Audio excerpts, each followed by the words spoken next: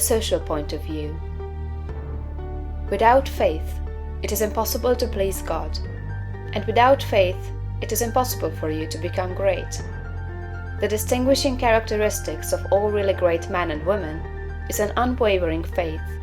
We see this in Lincoln during the dark days of the war. We see it in Washington at Valley Forge.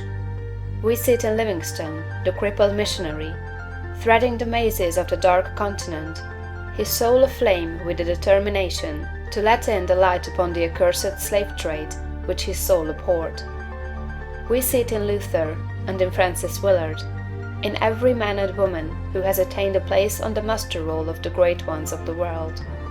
Faith, not a faith in oneself or in one's own powers, but faith in principle, in the something great which upholds right, and which may be relied upon to give us the victory in due time. Without this faith, it is not possible for anyone to rise to real greatness.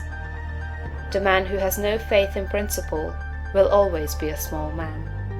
Whether you have this faith or not depends upon your point of view. You must learn to see the world as being produced by evolution, as a something that is evolving and becoming, not as a finished work. Millions of years ago, God worked with very low and crude forms of life, low and crude, yet each perfect after its kind. Higher and more complex organisms, animal and vegetable, appeared through the successive ages. The earth passed through stage after stage in its unfolding, each stage perfect in itself, and to be succeeded by a higher one. What I wish you to note is that the so-called lower organisms are as perfect after their kind as the higher ones. That the world in the Eocene period was perfect for that period. It was perfect, but God's work was not finished. This is true of the world today. Physically, socially, and industrially, it is all good, and it is all perfect.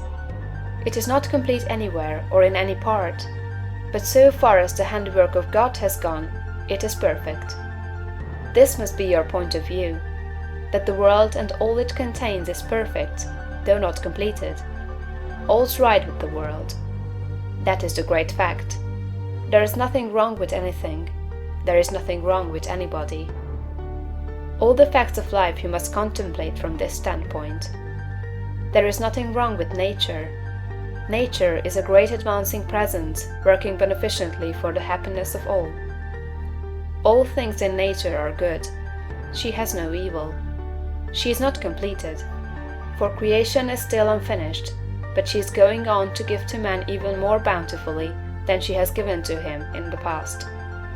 Nature is a partial expression of God, and God is love. She is perfect, but not complete. So it is of human society and government. But though there are trusts and combinations of capital and strikes and lockouts and so on, all these things are part of the forward movement. They are incidental to the evolutionary process of completing society. When it is complete, there will be harmony. But it cannot be completed without them. J.P. Morgan is as necessary to the coming social order as the strange animals of the age of reptiles were to the life of the succeeding period. And just as these animals were perfect after their kind, so Morgan is perfect after his kind. Behold, it is all very good. See government and industry as being perfect now, and as advancing rapidly toward being complete. Then you will understand that there is nothing to fear, no cause for anxiety, nothing to worry about. Never complain of any of these things. They are perfect. This is the very best possible word for the stage of development man has reached.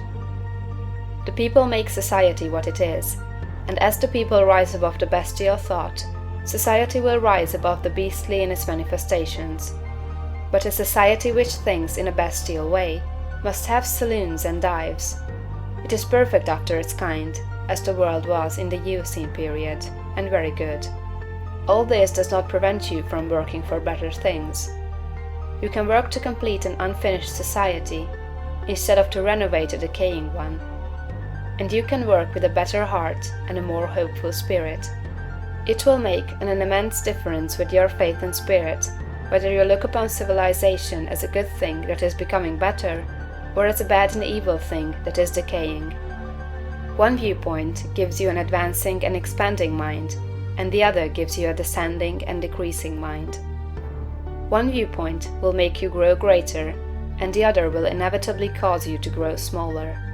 One will enable you to work for the eternal things, to do large works in a great way toward the completing of all that is incomplete and inharmonious, and the other will make you a mere patchwork reformer, working almost without hope to save a few lost souls from what you will grow to consider a lost and doomed world. So you see, it makes a vast difference to you, this matter of the social viewpoint. All's right with the world. Nothing can possibly be wrong but my personal attitude.